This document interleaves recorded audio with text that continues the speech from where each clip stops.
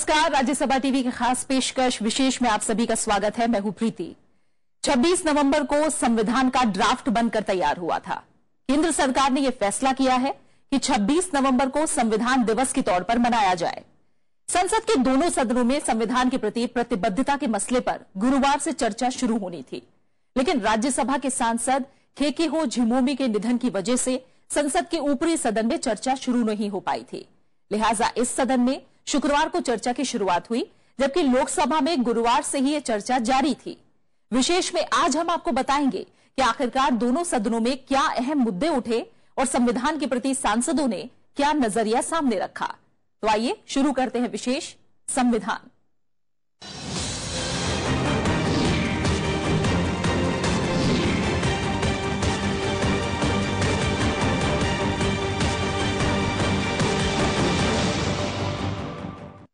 प्रधानमंत्री नरेंद्र मोदी ने संविधान में किसी भी तरह के बदलाव के इरादे से इनकार किया है। लोकसभा में संविधान के प्रति प्रतिबद्धता पर अपनी बात रखी और कहा कि संविधान हमें बांध कर रखता है। नरेंद्र मोदी ने संविधान को आधारभूत दस्तावेज बताया जो लोकतंत्र के सभी अंगों को परिभाषित करता है।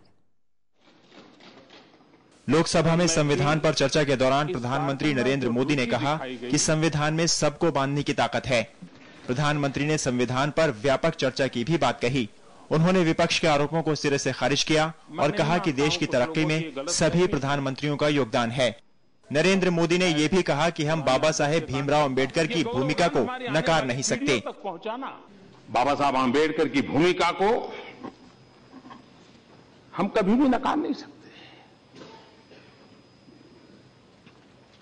इसका मतलब ये नहीं कि बाबा साहब अंबेडकर की बात करते हैं तो औरों के लिए कोई काम नहीं होता है, लेकिन एक का नाम देंगे तो दूसरे का रह जाता, दूसरे का कहे तो तीसरे का रह, हर एक को लगेगा भाई हमारा भी तो योगदान था। और कुछ लोगों ने तो जीवन में इतनी ऊंचाइयां पाई है कि कोई उनका नाम दे या न दे, उनके नाम को कभी कमी नहीं हो सकती, कोई उनको मिटा नहीं सकता है। प्रधानमंत्री नरेंद्र मोदी ने भारत के संविधान को एक सामाजिक दस्तावेज बताया। उन्होंने कहा कि सामाजिक और आर्थिक लक्ष्यों को पूरा करने के लिए संवैधानिक तरीकों का इस्तेमाल होना चाहिए। प्रधानमंत्री ने किसी भी मसले पर सहमति बनाने पर जोर दिया। हम सहमति और समझौते के प्रयास करते हैं, लेकिन जब सारे प्रयास विफल हो जाए तब आखिरी रास्ता होता है अल्पमत और बहुमत का। इस सदन में एक तरफ ज्यादा लोग हैं, इसलिए उनको यह अधिकार नहीं मिल जाता है कि जो चाहे वो चीजें थोप दे, और इसलिए सहमति का हमारा रास्ता होना चाहिए। प्रधानमंत्री ने कहा कि आइडिया ऑफ इंडिया यानी देश की मूल भावना को अक्षुण्ण बनाए रखने के लिए वो पूरा जोर लगा देंगे। उन्होंने सदन को आश्वस्त किया कि संविधान में किसी भी तरह का बदलाव सरकार नहीं करने जा रही। नरेंद्र मोदी ने कहा कि संविधान के बगैर देश वैसा नहीं होता जैसा इस वक्त है। आज के समय में संविधान हमारे पास है, ये कोई भ्रम फैलाते होंगे तो गलत है। न कभी कोई संविधान बदलने के लिए सोच सकता है, और मैं मानूंगा अगर कोई सोचेगा तो आत्महत्या कर रहा है। सरकार ने सदन में आश्वासन दिया कि सेक्युलर शब्द संविधान की प्रस्तावना में बना रहेगा और इसे संशोधित करने का सरकार का कोई इरादा नहीं है। बाबा साहेब भीमराव अंबेडकर की 125वीं जयंती वर्ष में संविधान के प्रति प्रतिबद्धता पर चर्चा गुरुवार को शुरू हुई थी। श्याम सुंदर, राज्यसभा टीवी।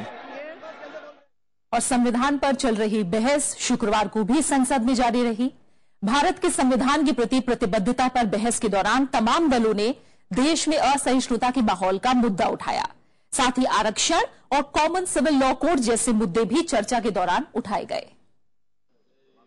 डॉक्टर भीमराव अंबेडकर की 125वीं जयंती समारोह के तहत संविधान के प्रति प्रतिबद्धता पर गुरुवार को शुरू की गई बहस लोकसभा में शुक्रवार को भी जारी रही। संसदीय कार्य मंत्री वेंकैया नायडू ने कहा कि तमाम दलों को आपसी मतभेद को भुलाकर देश के संवैधानिक मूल्यों को मजबूत करने की दिशा में मिलकर काम करने की जरूरत है। कांग्रेस के सांसद ज्योतिरादित्य सिंधिया ने देश में बढ़ती असहिष्णुता का मुद्दा भी उठाया।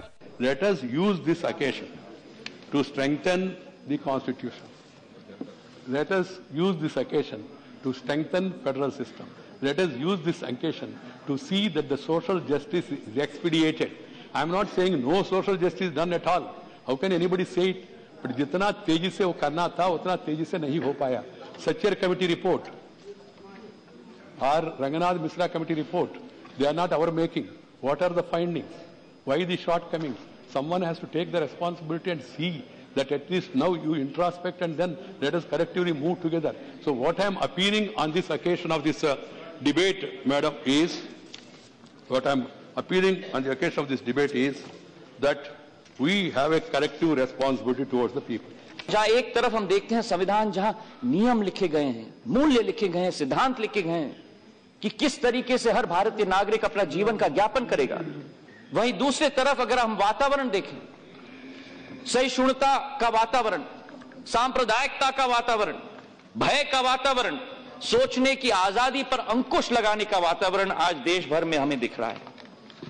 जहां भारत सरकार के केंद्र मंत्री ऐसे वक्तव्य देते हैं कि हमारा इतिहास, हमारी सांस्कृतिक विरासत और हमारे संस्थाओं सब प्रदूषित हो गए हैं।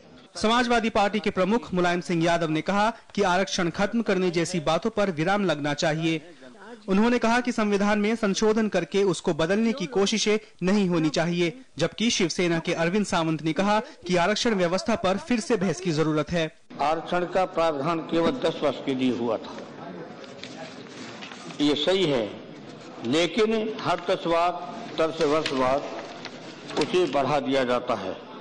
संसद और विधानसभाओं की 1/4 सीट पर महिलाओं के आरक्षण का प्रस्ताव पहले ही आ चुका है। 1990 में पिछड़े वर्गों का 27% आरक्षण लागू हुआ था।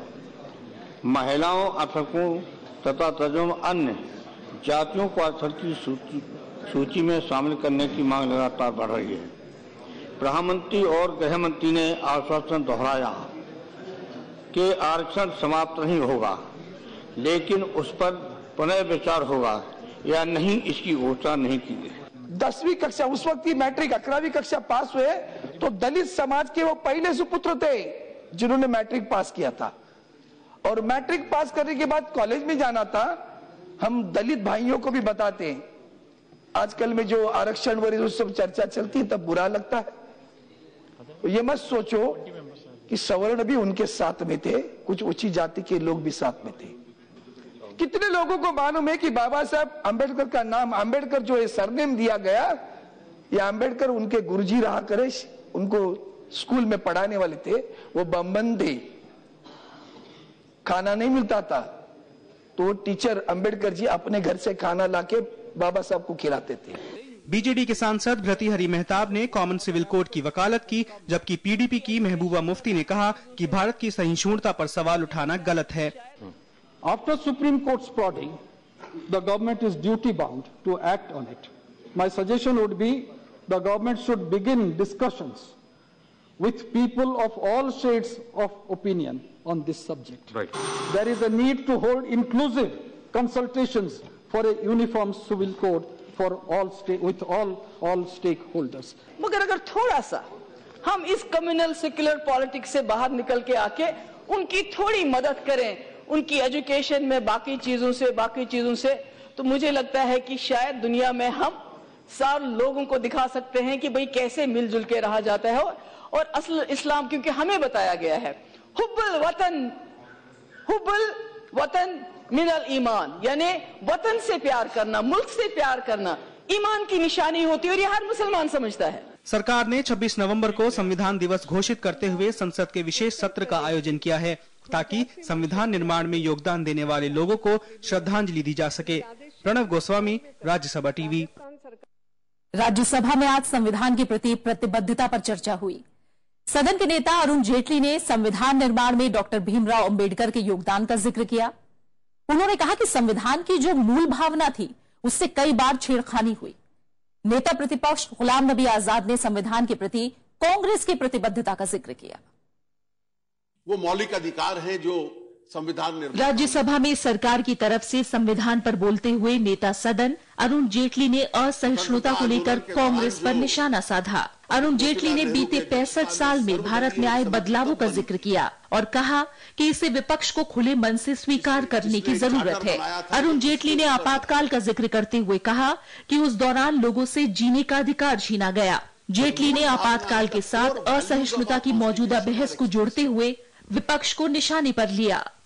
that if Article 21 is suspended because it was suspendable, the citizens of India have lost the right to life and liberty. This was dictatorship at its worst. सबसे बड़ा अधिकार जीने का अधिकार है. आज तो टेलीविजन की स्क्रीन पर कोई आदमी आकर गैर जिम्मेवार बयान दे दे तो हम उसको इंटॉलरेंस मान लेते हैं. उस वक्त तो यह स्थिति थी कि आपको नाजायज तरीके से आपका जीवन भी छीन लिया जाए. Of course there is no comparison. The difference is between a mouse and a molehill. Arun Jaitley ने अपनी बहस में कई ऐसे मुद्दे उठाए जिन्हें बीजेपी का कोर एजेंडा माना जाता है. उन्होंने संविधान की धारा 48 की मिसाल देते हुए गोरक्षा का हवाला दिया. साथ ही उन्होंने राष्ट्र राज्य के धर्मनिरपेक्ष होने का जिक्र करते हुए सामान्य नागरिक संहिता को लागू करने की भी बात कही. कार्यपालिका, विधायिका और न्यायपालिका की स्वतंत्रता का जिक्र करते हुए उन्होंने कॉलेजियम सिस्टम पर भी सवाल उठाया. जेटली ने कहा कि क्षेत्रीय पार्टियों के उदय के चलते देश का संघीय ढांचा मजबूत हुआ है. How many times in the first 40 years when we almost had a one-party rule at the center was Article 356 used against the states? The moment we realized the high importance of federal politics and the federal character of India, you had coalition governments, you had regional parties emerging, you had regional parties becoming extremely important part of central governments. This has led to the strengthening of federalism, and that is why we now proudly use words like cooperative federalism. नेता प्रतिपक्ष गुलाम नबी आजाद ने संविधान निर्माण में बाबा साहेब भीमराव अंबेडकर के योगदान को याद किया. उन्होंने जवाहरलाल नेहरू की भूमिका की भी जमकर तारीफ की. गुलाम नबी आजाद ने सरकार की आलोचना करते हुए कहा कि वो नेहरू को जानबूझकर भुलाने की कोशिश कर रही है. उन्होंने देश के मौजूदा हालात का जिक्र करते हुए कहा कि सरकार को संविधान के रास्ते पर चलना चाहिए. ये कैसे हो सकता है कि हिंदुस्तान के संविधान पे भारत के पार्लियामेंट में चर्चा हो और उसके ऑब्जेक्टिव्स की बात न हो और पंडित नेहरू की बात न हो. सर, इसी को इंटॉलरेंस कहते हैं. इसी को this is the intolerance. The intolerance flows from the top and this intolerance is percolating down up to the states.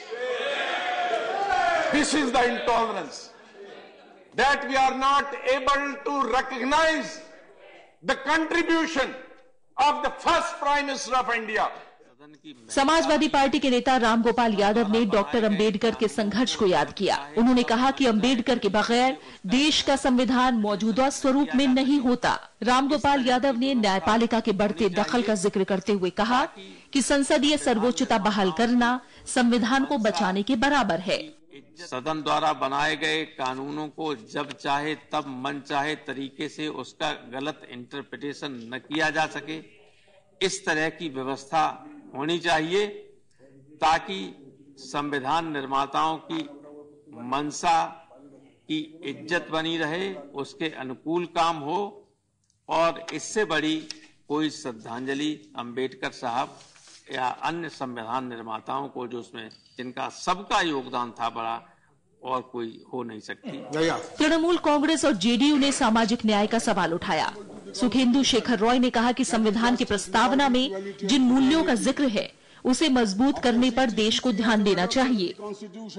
तो वहीं शरद यादव ने कहा कि बराबरी संविधान की मूल भावना है, लेकिन आज भी देश का बड़ा तबका पीछे छूटा हुआ है. Guiding principles of governance were embodied in the preamble to the Constitution, that is justice, liberty, equality and fraternity. After 66 years of adoption of the Constitution, we as parliamentarians must introspect how much the nation has achieved while implementing the constitutional mandates in the matters of social justice, economic justice and political justice, in the matter of liberty of thought, expression. जैसे आदमी का शरीर है वैसे राष्ट्र का भी शरीर है. और राष्ट्र का शरीर जो है वो एक जगह भी यदि मान लो कोई कमजोरी हो जाए, टोटलिटी में जो शरीर है वैसा ही भारत का जो पूरा देश है उसके शरीर को भी देखना चाहिए। क्या हालत है गरीब की, क्या हालत है इस देश के बेकार और बेरोजगार लोगों की। सीताराम येचुरी ने संविधान के प्रति प्रतिबद्धता पर चर्चा की जरूरत पर सवाल उठाया। उन्होंने कहा कि जब 26 जनवरी को संविधान लागू हुआ और देश उस दिन गणतंत्र दिवस मनाता है, तो फिर 26 दिसंबर को नए दिवस के तौर पर मनाने की क्या जरूरत है। The law that governed India during those 2 months after you adopted this constitution was India Independence Act 1947, moved by the British Prime Minister Attlee in the House of Commons in London. What is this constitution say then? You were under the British law for these 2 months. You adopted and enacted this constitution on the 26th of January. Now, what is this new thing that we are finding now in 65 years later, a Constitution Foundation Day? इनके अलावा कई पार्टियों ने इस चर्चा में हिस्सा लिया। संविधान की जरूरत से लेकर संविधान निर्माण की प्रक्रिया पर कई पक्ष सदन में सामने आए। बाबा साहब एक समानता पर आधारित समाज बनाना चाहते थे, जिसमें कोई भेदभाव नहीं हो और सबके लिए समान अवसर हो। हम सबको यह संकल्प लेना चाहिए कि हम उनके महान आदर्शों से पूरा करने की दिशा में साथ मिलकर काम करेंगे। चर्चा के दौरान संविधान की अहमियत से लेकर सामाजिक न्याय तक के कई मुद्दों पर चर्चा हुई, लेकिन असहिष्णुता का मुद्दा एक बार फिर जोर शोर से उठा। Bureau report, Rajya Sabha TV. संविधान पर चर्चा की शुरुआत गुरुवार को इसी सत्र के पहले दिन लोकसभा में हुई। गृहमंत्री राजनाथ सिंह ने संविधान में सेक्युलर और सोशलिस्ट शब्दों पर आपत्ति जताई, जबकि विपक्ष की तरफ से सोनिया गांधी ने संविधान पर खतरे की बात कही। वहीं लोकसभा में संविधान के प्रति प्रतिबद्धताओं पर चर्चा में कई दलों के सांसदों ने हिस्सा लिया। सबने एकजुट होकर संविधान की रक्षा पर जोर दिया। मैं कह सकता हूं कि आज की राजनीति में सर्वाधिक दुरुपयोग यदि किसी शब्द का हो रहा है तो सेकुलर शब्द का सर्वाधिक दुरुपयोग है। संसद के शीतकालीन सत्र की शुरुआत गुरुवार को कुछ इसी अंदाज में हुई थी। सरकार की तरफ से संविधान के प्रति प्रतिबद्धता पर बोलते हुए गृह मंत्री राजनाथ सिंह ने 42वें संशोधन को गैर जरूरी बताया। उन्होंने संविधान की प्रस्तावना में धर्मनिरपेक्ष और समाजवादी शब्दों को जोड़ने को मूल भावना के खिलाफ करार दिया। संविधान निर्माताओं की यह मंशा थी कि प्रियम्बल जो भारत के संविधान की आत्मा है, इसमें कोई परिवर्तन नहीं होना चाहिए, एक ऐसी उनकी सोच थी। और उस सोच के बावजूद 42वें संशोधन के माध्यम से इसमें परिवर्तन किया गया। मैं यह मानता हूं कि सोशलिस्ट और सेकुलर यह शब्द यदि आवश्यक रहा होता तो निश्चित रूप से बाबा साहब भीमराव अंबेडकर ने भारत के प्रियम्बल में उसी समय सोशलिस्ट और सेकुलर इन शब्दों का जो है प्रयोग किया होता। विपक्ष की तरफ से बहस में सबसे पहले कांग्रेस अध्यक्ष सोनिया गांधी बोली। उन्होंने कहा कि भारत के संविधान का स्वाधीनता संग्राम से अटूट नाता है और इस तरह से संविधान का इतिहास कांग्रेस से जुड़ जाता है। उन्होंने ये भी कहा कि पिछले कुछ दिनों में संविधान के मूल सिद्धांतों पर हमला हुआ है। तुक इसीलिए है कि संविधान के जिन आदर्शों और सिद्धांतों ने हमें दशकों से प्रेरित किया है, आज उन पर खतरा मंडरा रहा है। उन पर जानबूझकर हमला हो रहा है। संविधान अद्भुत रूप से लचीला साबित हुआ है। इसमें 100 से अधिक संशोधन हो चुके हैं। वो उस आइडियोलॉजी को कभी आप नहीं भूल सकते, लेकिन उस आइडियोलॉजी को मजबूत करने के लिए ही डॉक्टर बाबा साहब अंबेडकर के नेतृत्व में एक मजबूत संविधान इस देश में बना। गुरुवार को लोकसभा में पूरा दिन संविधान पर ही चर्चा हुई। अलग अलग पार्टियों के सांसदों ने जहां बाबा साहेब भीमराव अंबेडकर को याद किया, तो वहीं कुछ सांसद संविधान की रक्षा की बात करते दिखे। Doctor Ambedkar is deserve to be called the chief architect of the Indian constitution.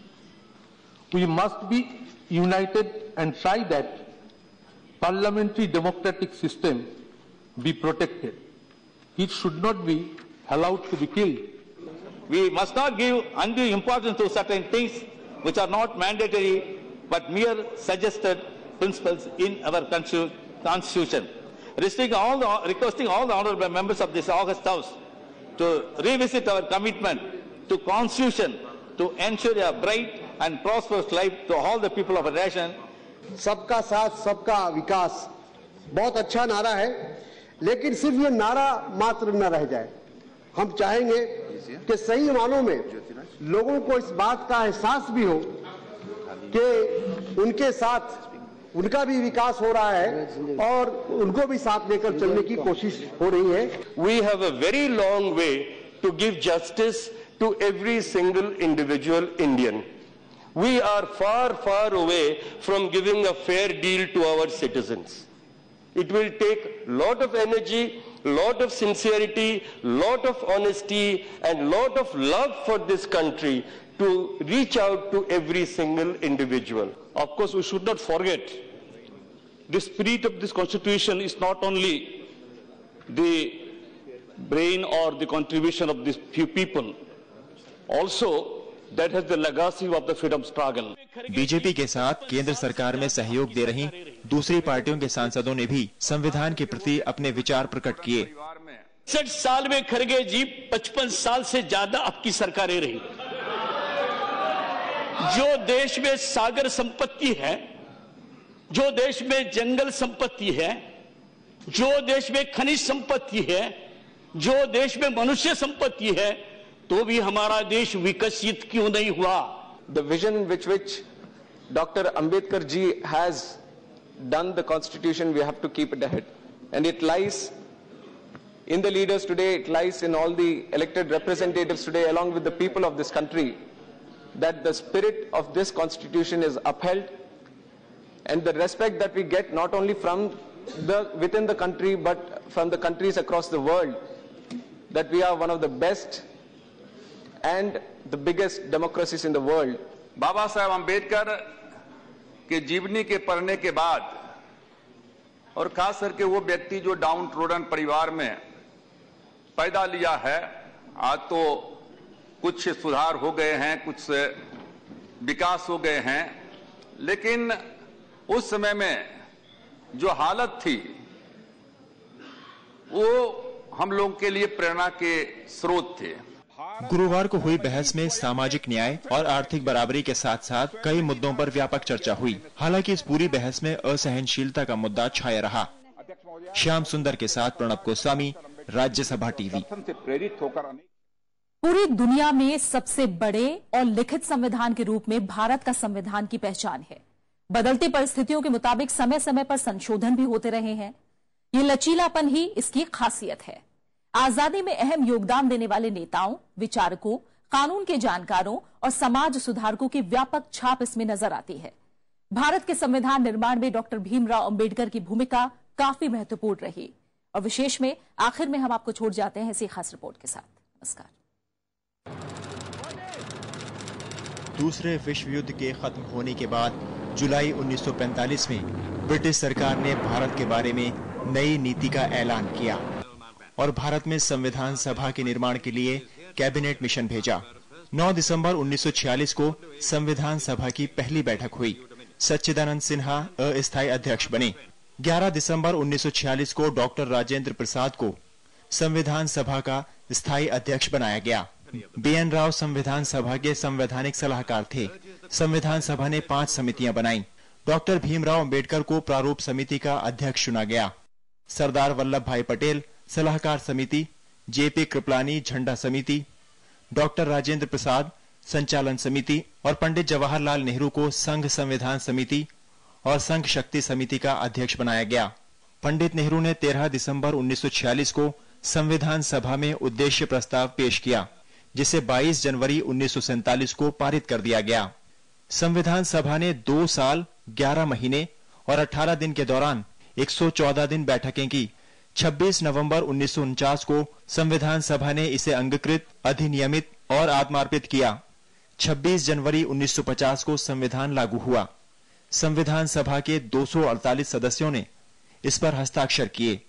मूल संविधान में 22 भाग, 395 अनुच्छेद और 8 अनुसूचियां थी। इसमें दूसरे देशों के संविधान से कई प्रावधान लिए गए। ब्रिटेन के संविधान से संसदीय शासन प्रणाली, एकल नागरिकता और कानून बनाने की विधि, तो संयुक्त राज्य अमेरिका से मौलिक अधिकार, न्यायिक पुनरावलोकन, संविधान की सर्वोच्चता, न्यायपालिका की स्वतंत्रता, राष्ट्रपति और उस पर महाअभियोग, उपराष्ट्रपति, सुप्रीम कोर्ट और हाई कोर्ट के न्यायाधीशों को हटाने की विधि और वित्तीय आपातकाल का प्रावधान लिया गया।